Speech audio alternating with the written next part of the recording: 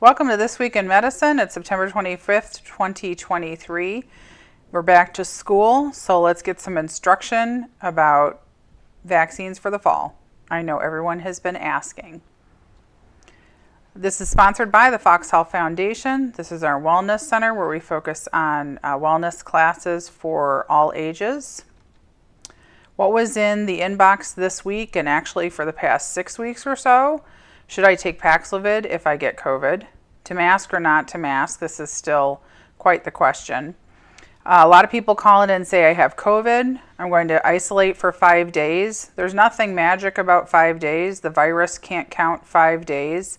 You need to isolate or should consider being thoughtful to others and isolate as long as you have a positive antigen test, because that indicates contagiousness.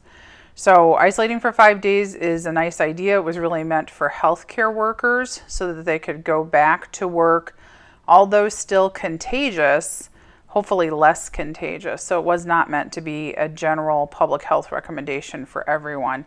That was really just to get healthcare workers back to work. Still contagious. I'm doing my flu shot and COVID booster together. That's fine, and that's certainly a public health recommendation that is aimed at getting as many people shots as possible, but you don't have to do this. There's no improved efficacy from doing these two shots together. You might get more side effects, so you don't have to do this. If you're someone who is going to get a flu shot and going to get a COVID booster and you can afford 2 trips to get that done, I would do it. Should I do Shingrix is still a common question, and the reason that there is a different answer is that Pfizer has a 1-shot shingles vaccine that should be FDA approved, hopefully in the next couple of months. It's already gone through clinical trials, so if you want to wait for a 1-shot shingles vaccine that should have a lot less side effects than Shingrix, you could do that. Again, it will be a 1-shot vaccine from Pfizer. I also get the question in the inbox, I just had COVID, can I get my booster now? And you don't really want to do your booster right after you've had COVID, because that could destroy some of the natural immunity your immune system has created for you. And if you've been vaccinated and boosted and then get COVID, you have what we call hybrid immunity. So you have immunity both from your vaccination and your illness. So you don't want to destroy that by getting a booster too soon. So the too soon is generally about 90 days. You want to wait 90 days before you get the new booster, which is targeted at XBB, and there's still a BA2 variant. When should I do the COVID booster? A lot of people are asking that. As far as I know, in our area, a lot of vaccine appointments are booked, and people cannot get vaccine appointments for this week. If you're having a hard time getting a COVID booster, you might try areas that don't have as much boosting activity. So if you want to go to different geographic areas, it might take you 60 minutes to 2 hours to get there, but you could, because there may be fewer people getting COVID boosters, not here in our geographic area, but in other areas. So there may be more availability if you have to drive an hour or 2 to get the booster. Otherwise, a lot of booster appointments have already been filled up at the local pharmacies. People want to take Paxlovid when they travel. I think that's fine if you want to take it with you. But if a pharmacist asks you, when did you get COVID, you may not want to answer that question, because a lot of the pharmacists won't give you this unless you actually have COVID. When should I do the RSV vaccine? This is a new vaccine against respiratory syncytial virus that had a big outbreak last year starting in September. You could do the RSV vaccine right now if you want to. Typically, we don't get RSV until December. Last year it was September. But the vaccine is available, and we'll talk about that in a minute. COVID antigen tests are actually available again today. This was my order. I placed it today. It was very easy, just like before. Although you'll see if you do your COVID antigen test order today, that you'll get an extended expiration date on the test. So even though your test may show that it's expired, these tests are still valid, and I think that's correct. I think it's okay to use these. Expiration dates are not necessarily hard and fast. So I placed my order today. I'm going to get my free test kits. Today was the day when they were available for reorder. A lot of people were having a hard time finding them because we have had a increase in COVID cases the past 6 weeks. So a lot of our local pharmacies were out of COVID antigen tests. So it's nice that the government's releasing more of these. Same thing as before. You go to the US government website and order them through the post office. Mine are apparently going to be here, I think, next week. And the reason that you want these is really to test for a cure. And by that, I mean, if you test positive with your antigen test, that's one test. But if you have a stock supply of extra antigen tests, you can start doing those maybe about day 7 to 10 of your illness to see if your antigen test has turned negative. Because when your antigen test turns negative, that's when you're no longer contagious. So it's nice to have these for test for cure so that you know when you are no longer contagious. Again, go to covidtest.gov. I think this website might still be available. Unfortunately, it looks like a promising discovery in influenza and COVID testing may not be available. LUCIRA, which I believe was purchased by Pfizer, made a very nice COVID-19 and flu test so you could do both at the same time. And it wasn't really that expensive. But this is the website for LUCIRA. It's not available. It had an EUA, which is the Emergency Use Authorization from the FDA sometime back in March of this year, so about 6 months ago.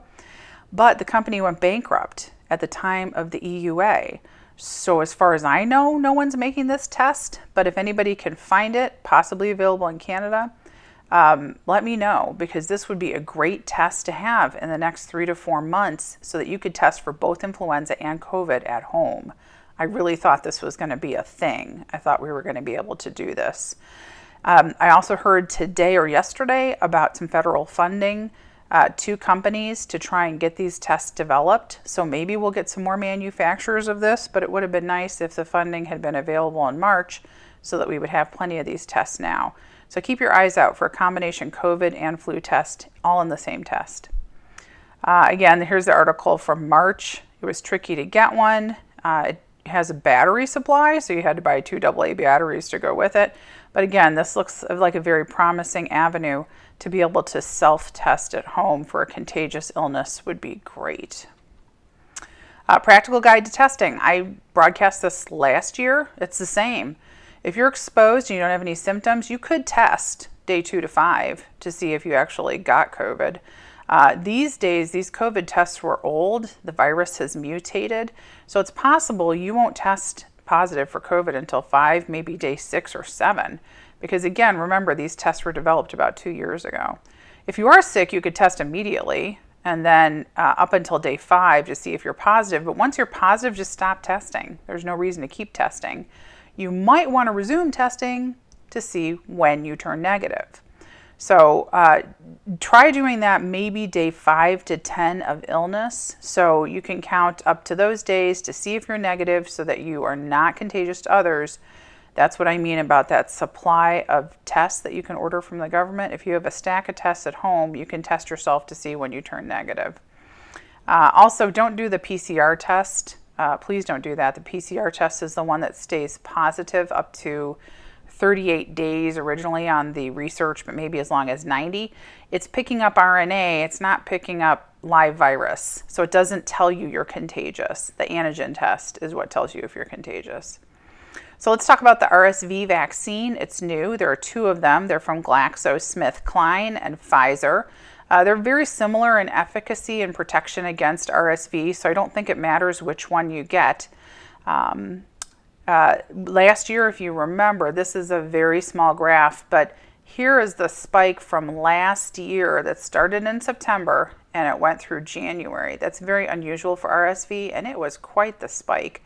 This was the previous year, 2021. You can see it's a little flatter, and that's the typical December epidemic of respiratory syncytial virus.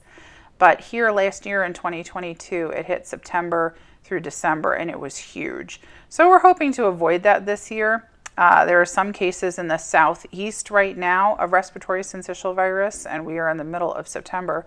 So hopefully we're not here, but if we get to here or we start climbing, that's where vaccination becomes more important. So we're recommending that we vaccinate the elderly and the newborns because it's pretty bad in those demographics. I'm sure many of you know newborn babies who are hospitalized because of RSV last year, and for the elderly, it could be severe as well. So if you're over 60 years old, you can get this RSV vaccine. It's covered under Medicare D, which is a pharmacy benefit. So that means it's offered in pharmacies. There are a couple of immunization clinics that can distribute it because they bill Medicare D. But since it's a pharmacy benefit, typically you can't give this out in a doctor's office. So contact your pharmacy. Oh, and also another point on that is that it could last as long as 18 months. So it's not like an annual flu shot where you get the flu shot every year. With this vaccine, it could be 18 months to a year of protection, or 2 years of protection. COVID booster is available now. If you've had COVID or the booster in the last 90 days, don't get your booster now because you'll destroy your immunity that you just worked so hard to create. It's really a personal decision. We can't say that everybody should get a COVID booster. I usually ask patients, was your COVID illness worse than your COVID booster? Because if your COVID illness was that bad, or you have any of these underlying immunosuppressive conditions, you probably do want to do your COVID booster. But if your COVID booster was so bad and you just had a mild cold when you had COVID and you don't have underlying immune system conditions, you may want to wait for the COVID booster for a couple of months, or frankly, for some people, not do it at all. For some people, getting COVID really was a couple of days of sniffles, and we have no evidence that COVID is mutating in a way that would make it a more severe illness like we had in March of 2020, when it clearly caused a very aggressive and destructive pneumonia. We're still not seeing that with the current versions. So again, it's a personal decision. When did you last have COVID or a booster? This is a new vaccine. It's not the same one that you got last September. It's not one that you got in January or May. This one is supposed to target XBB. It gives good protection against XBB. We don't know yet if it prevents infection. We know it boosts your immune response, but we don't know if it prevents infection. There is research data that it also covers the circulating BA2 mutant, which is maybe at this point 10 to 20% of circulating COVID. Again, if you have an underlying immune weakness, if you have chronic leukemia or lymphoma, if you've had an organ transplant, if you're on chemotherapy, and probably the one that we see the most is age. If you're older than 65, you probably do want to get the COVID booster. You can do it now if you can find an appointment. Again, in our area, it's hard to find an appointment, so you might want to drive 60 minutes, 2 hours away to do it at a CVS in another area where they don't do a lot of boosters.